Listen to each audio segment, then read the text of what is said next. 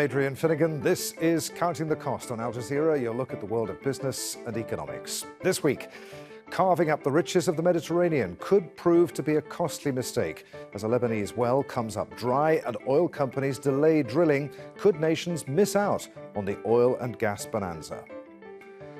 Perus' economy has tanked. Millions have lost their jobs. As the government tries to stop the spread of the coronavirus, people are desperately trying to make ends meet. And adapting to a changing economy, why a university degree may no longer be the key to success for many Americans. Turkey claims to have found a big store of natural gas in the Black Sea. If it proves to be commercially viable, it could be a huge relief for a nation that's dependent upon oil and gas imports. But it's Turkey's exploration in the hotly contested East Mediterranean that's raising tension with its neighbours. Turkey has dispatched a drilling ship flanked by naval vessels to an area off the southwestern coast of Cyprus. Al Jazeera's Alex Skotopoulos takes a closer look at a regional dispute. In February 2018, an Italian oil company found something in the eastern Mediterranean. A huge gas field right off the coast of Cyprus. This field was part of the region's vast gas deposits, estimated to be as big as 3.5 trillion cubic meters. That's enough potential energy to power the United States for nearly a decade. Tension is mounting in the eastern Mediterranean over these discoveries as countries vie for control in an area rich with unclaimed resources. The potential for military action is rising as neighbours forge new alliances and old wounds flare up in the regional scramble to secure energy rights for the coming century and beyond. It's no surprise that everyone in the region wants as big a piece of the pie as they can get. And for the most part, they've all claimed their shares. Egypt has started to exploit its oil and gas reserves and is now a regional exporter. Europe has long been wanting to cut its reliance on Russian gas, and the energy-hungry trading bloc would be an ideal market for Eastern Mediterranean natural gas. So what's the sticking point? The main cause of friction here is Cyprus, and the overlapping and competing claims different groups have made over it. Since a bloody conflict took place in 1974, the island has remained divided between Greek and Turkish Cypriots. The southern half, the majority Greek Republic of Cyprus, is recognised by the United Nations. The Turkish Republic of Northern Cyprus is not internationally recognised, but its autonomy is nonetheless guaranteed by Turkey. Relations have got so bad between the fractious neighbours that both sides have threatened military action to defend what they say are their territorial rights over the sea. Normally, these territorial rights are defined by the UN's Convention of the Law of the Sea. This document allocates up to 12 nautical miles from any nation's shore as its territorial waters, and up to 200 nautical miles as its EEZ, or exclusive economic zone. As the name suggests, anything found in or under the ocean out to this distance is its own, exclusively. But unlike Greece, the Republic of Cyprus, and most of the world's nations, Turkey did not sign that UN convention. Instead, it has its own way of deciding limits of EEZs. Turkey uses the continental shelf theory, which says that a country's landmass, and therefore the EEZ, extends underwater to the very edge of the continental shelf. Using this theory, they've refused to accept that islands can have these zones. They say any island's influence is only as far as 12 nautical miles. These two calculation methods have triggered a cascade of claim and counterclaim. Early last year, the energy ministers of Cyprus, Greece, Egypt, Jordan, Israel, and Palestine all met in Cairo to discuss cooperation and the setting up of the East Med Gas Forum.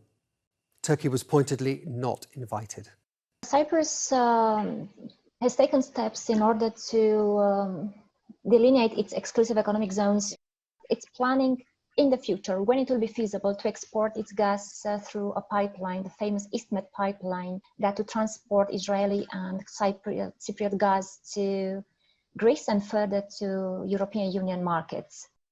It's a rather contested project. It's a very expensive project. It will be the lengthiest undersea pipeline in the world, almost 2,000 kilometers. These are highly symbolic acts. Whether the pipeline will happen or not, it shows that there is an agreement. It shows that there is a strong cooperation between Cyprus, Egypt, and Israel in the area. Turkey is feeling diplomatically isolated and left out of this emerging system of cooperation. With a rapidly growing population and a reliance on imports for 90% of its natural gas, Turkey is desperate to secure its own regional supplies. By refusing to acknowledge Cyprus's EEZ, Turkey does also not accept the bilateral deals Cyprus has made with Greece, Lebanon, Egypt, and Israel.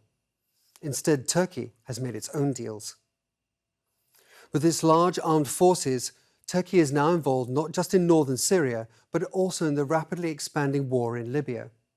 In November, Turkey and UN-recognized Government of National Accord of Libya signed a bilateral maritime deal that carved up a large portion of the eastern Mediterranean between them. Using their continental shelf method, they allocated themselves blocks for drilling and gas exploration. But several of these blocks were just off the Greek islands of Crete and Carpathos. This immediately invoked heavy condemnation from Greece and the international community as not only illegal, but a major destabilizing move. Turkey's go-it-alone attitude is upsetting its neighbors. Last December, it sent armed drones to mine over exploration ships in contested waters. In May, a French aircraft carrier conducted drills off the coast of the island, where France felt Turkey had encroached on an area French oil companies were themselves exploring. In a clear message to Ankara, the United States announced in July that it would start training the Cypriot military. With so much at stake and so much wealth and security to be had, the region stands to greatly benefit if everyone's interests are satisfied. The Cypriot Republic has already requested a ruling from the International Court of Justice in The Hague on its and Turkey's overlapping claims, and both parties have much to gain from cooperation. However, as it stands, a single incident could unravel this tense and fragile peace, triggering a cascade of events that could easily draw the region into a devastating war. But could this rush for gas turn out to be a costly mirage as oil and gas companies put off drilling due to the coronavirus and nations turn towards renewables? Joining me now from Budapest is Tamas Kozma. Tamas heads the Asian and African Relations Department of the Budapest-based think tank Antal Yosef Knowledge Centre. Tamas, good to have you with us. So, trillions of dollars worth of oil and gas. It's a big prize for all nations in the Eastern Mediterranean. But with the current economic climate and big oil's desire to cut back on drilling, is this just a pipe dream for nations? I would say hopes used to be very high, and now they are fading away to some extent. We have to see that the pandemic has slowed down the economy, the global economy. Oil and gas prices are low. Moreover, there is a glut on the global market. And major energy companies such as Eni or Total, for example, announced that they are postponing their gas exploration operations in the region until 2021 at least. So now they apply the wait-and-see approach. If we can characterize the past 10 years as the decade of great natural gas hype in the Eastern Mediterranean, then 2020 is definitely a breaking point, and it is a question what comes afterwards. I would say that the present outlook is definitely less promising than it was a couple of years ago, and previous expectations with regard to gas projects in the region might easily fall short. Let's be clear as well, one well in Lebanon's patch has come up dry. This is a huge risk for countries in the region, isn't it? Yes, well, we have to see that in the past decade, hundreds of billion cubic meters of natural gas reserves have been discovered in the waters of Cyprus, Egypt, and Israel. These are very significant volumes that will be available for a long time. It is a question if other littoral states can join them on the way to become more relevant gas producers. So after lengthy delays and full of hopes, around February, March this year, it was widely broadcasted that Lebanon started its offshore drillings for oil and gas, but within a relatively short period of time, they got very disappointing results. For many years, Turkey has also been seeking for offshore gas reserves in the Eastern Mediterranean, but has remained without major discoveries. The situation is therefore very competitive, and it is not only about economic benefits, but also about geopolitics and the regional balance of power. Yeah, Cyprus has asked the International Court of Justice for a ruling on overlapping claims with Turkey. Who do you think is going to win? Well, in general, It can be said that proceedings at the International Court of Justice might take many years, but in this case, this is not the most crucial factor that we need to consider.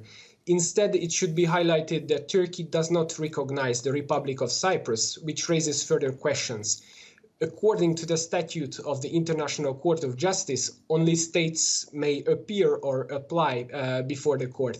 If Turkey would give its consent to take part in the proceeding, which the Republic of Cyprus initiated in December last year, it would mean that Turkey implicitly recognizes the Republic of Cyprus, and this would be, of course, contradicting with Turkey's position.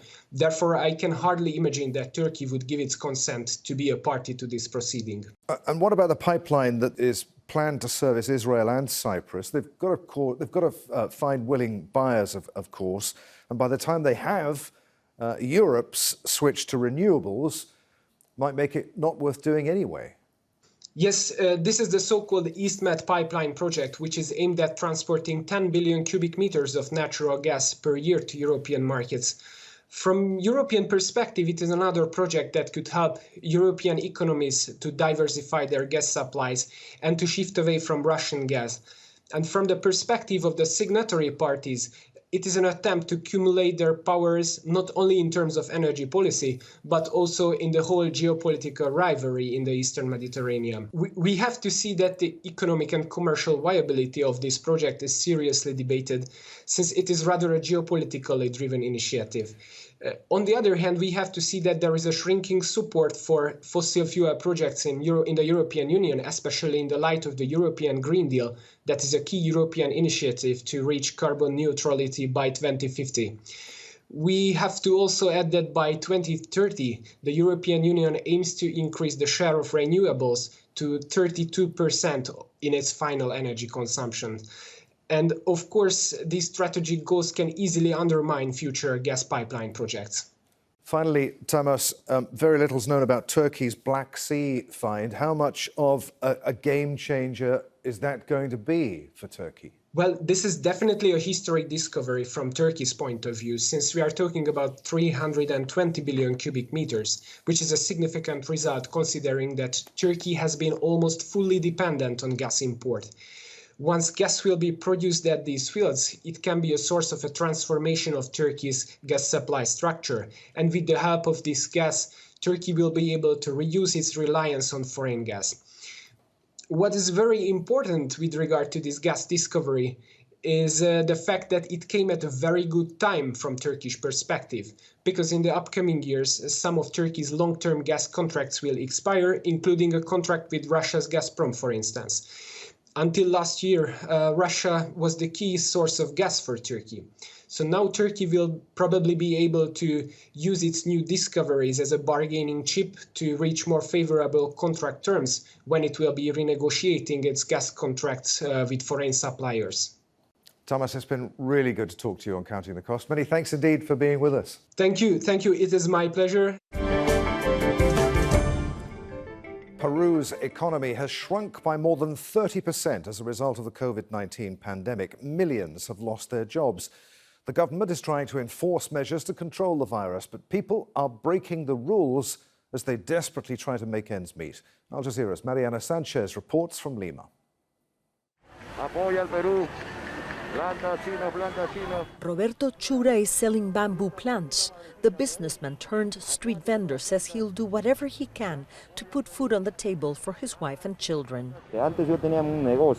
I had a small business, but when the pandemic began, I tried to stay home with my family and lost everything. Now I have no choice but to sell anything on the streets to make only $6 or $8, which is not enough for food. Perus National Statistics Institute says nearly 7 million Peruvians lost their jobs as a result of the government restrictions to prevent people from getting infected with COVID-19. That's 40% of Peru's urban population out of work in the last 3 months. There's so much poverty and no work. We have to sell whatever. There's no money to eat. Businesses, especially in retail and services, have gone bankrupt. Analysts say it's the worst recession in more than 100 years, throwing Peru's economic achievements back 10 years. The effects are brutal. It's the worst recession since the 19th century. The economy was shut down completely. In 12 of 24 regions, there wasn't one COVID case. Instead of isolating them, the quarantine was also imposed on them, which reveals a lack of understanding of the effects of such a measure. Since the pandemic began, the government approved an aid package of nearly $36 billion to reignite the economy, including tax reliefs and cheap loans. The government is handing out more than $200 in subsidies to more than 5.5 million poor Peruvians. But the distribution process is slow and inefficient, and it doesn't reach everyone who needs it. For any historic context, including during a war, the numbers are staggering and the long-term effects are huge. Loss of human capital, children with education and malnutrition problems. We'll see the effects for the next 10 or 15 years. Since June, COVID-19 cases have doubled, the worst tally in Latin America after Brazil. In the last 2 weeks, more than 100,000 Peruvians were infected.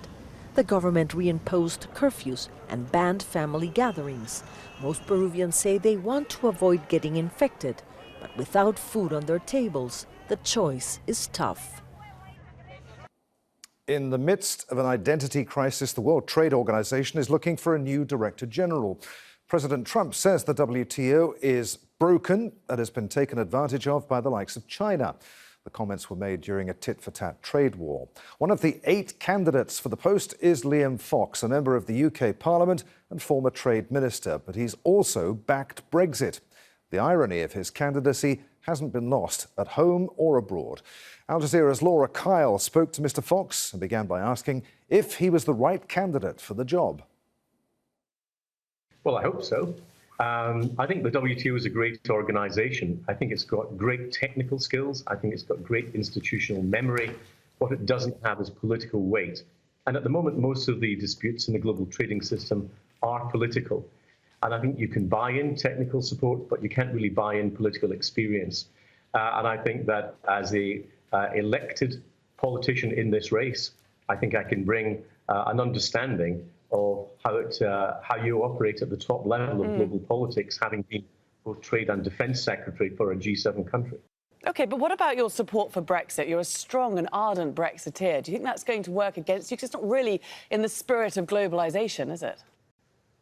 Well, it depends what happens post-Brexit, doesn't it? It's interesting that the only time in my 65 bilaterals that the issue really comes up is when talking to journalists. So I don't think it really matters, because I think it's not the address of the next DG that matters. It's what agenda they bring with them and whether or not they can actually carry that agenda through.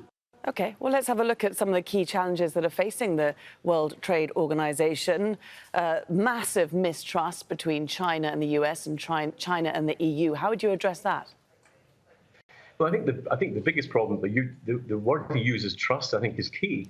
A lot of members feel that they are not properly listened to at the WTO. The view amongst members is that small countries that cause trouble get listened to, big economies get listened to, but lots in the middle don't have their voice heard. So I think there is a mechanism that needs to be developed at WTO to get countries' voices properly heard. But then there is, of course, the dispute resolution mechanism that needs to be dealt with. To have a rules-based system but no mechanism to resolve disputes is very difficult. Then you have, as you mentioned, some of the bilateral issues between members. I would like to see them solved within the trading system, but countries, of course, have their ability to bring disputes bilaterally with one another. They have done so in tariffs in this case. I think that in terms of the US-China, we have to ask whether the economic cost of maintaining tariffs at 28% or so is actually going to be viable in the post-COVID environment, given the slump in the global economy. And generally, the way that trade disputes, trade wars tend to finish is because the cost becomes too high and the parties negotiate a solution. OK, I mean, you mentioned the dispute mechanism there. The US, of course, has muzzled the WTO's highest court, the appellate court. Some say there's some merit to it, that the WTO has gone beyond its mandate. Would you agree? Yes, I would. And I think that's a reasonable criticism. I think you have to go back to why we created the appellate body. It's because the panels system was regarded as too political. The appellate body was brought in to be a much more narrow definition of the global trade rules. The United States and others feel that some of the judgments taken by the appellate body went beyond that strict remit. And there's a second complaint, which I also think is legitimate, which is it takes too long for disputes to be resolved. And if you think about that, if you're a big economy and you think you have a 3.5-year head start, where if you break the rules, you can get a competitive advantage, there's a fair chance that you might choose to do so. So speeding it up and tightening it up are key elements. OK, just one final question, if I can. How relevant is the WTO in this day and age? It's last international, well, there hasn't been any international agreements on trade since 2015. Well, that's a very good point, and I think this is a key moment for the organisation. The word existential is used far too much in politics. I think this is an existential moment. We have to recommit ourselves to the principles of a rule-based multilateral system, because the alternative is a free-for-all. It's the rule of the jungle, where the most powerful get what they want and the rest of us get left behind. That is no basis for a trading system where, at a time, as COVID has shown us, we are more interdependent and interconnected than ever before. And trade is the bridge between prosperity and security. And if we do not give people the chance to access prosperity through trade, then we shouldn't be surprised if we get more mass migrations, more radicalization, and more failing states. And that will be a security challenge to us all. So absolutely correct. This is a big choice. Now, since World War II, the belief that a university degree was the key to success has been imprinted onto generation after generation of Americans. Now, a new jobs campaign promoted by the Trump administration in partnership with corporations and non-profit organizations is challenging that notion. With millions of Americans forced off the job due to the pandemic, the push to find something new may take on greater urgency. Al Jazeera's Natasha Ghanem reports from Chicago. At the end of his 10-hour workday, Camille Bebenik is tired and dirty. Yet since he shed his scrubs as a medical assistant to become a wind turbine technician 4 years ago, he says he's more fulfilled on the job. At first it was difficult. You know, a lot of people don't like change. You get accustomed to where you are, your home, whatever it may be, but it just takes a little push, and usually it ends up better. I am very happy that I made this choice. According to the U.S. Bureau of Labor Statistics, the demand for wind turbine technicians is expected to surge 57% in the next 8 years, as more people rely on wind power. I didn't know where to go or what to do. In July, the Trump administration, with partners in the corporate and nonprofit sectors, launched a campaign promoting skills-based jobs. So I found a welding program. I got my certifications faster. They require training, but not a 4-year university degree. The goal is to steer the young, unemployed, and even people mid-career to in-demand jobs. The campaign is also trying to steer Americans away from the deeply ingrained mindset that going to university is the best foundation to build a stable life. It will be important for us to continue to advance this narrative that every role in our economy is vital, that individuals can have an expected life of progress, that one opportunity can move to the next opportunity, and that learning and the work itself is going to weave together in a pretty strong fabric. The National Jobs Campaign was in the works prior to the pandemic. Now the timing of its launch comes as economists at the University of Chicago predict that 32 to 42% of COVID-19 related layoffs will be permanent. Patrick Cleet runs the Electrical Engineering Technology program at Kankakee Community College in rural Illinois. He says there's still a lingering stigma that working in the trades is inferior to a white-collar job. But he says by conducting outreach to high schools and parents, people are slowly learning what his former students already know. One of the main things that is going to happen is people are going to see that people who are in the trades haven't taken much of a financial hit compared to some of the other fields that maybe aren't as required to make our society run and function at just its most basic level. Meanwhile, Camille Bebenik says, given the physical demands and dangers of scaling wind turbines, he'll eventually transition to another role in the renewable energy field. And that's just what the work landscape of the future may look like for many. It was time to look for something else. Experts say Americans must adapt to the evolving economy by learning new skills throughout their working lives and preparing to change jobs or careers multiple times. You will find something new. Natasha Ganem for Counting the Cost. And that's our show for this week. If you'd like to comment on anything that you've seen, you can tweet me. I'm at A. Finnegan on Twitter. Please use the hashtag AJCTC when you do, or you could drop us a line. countingthecost@aljazeera.net is our email address. And as always, there's plenty more for you online at aljazeera.com/CTC. That takes you straight to our webpage, and there you'll find individual reports, links, even entire episodes for you to catch up on. But that's it for this edition of Counting the Cost. I'm Adrian Finnegan from the whole team here in Doha. Thanks for being with us. The news on Al Jazeera is next.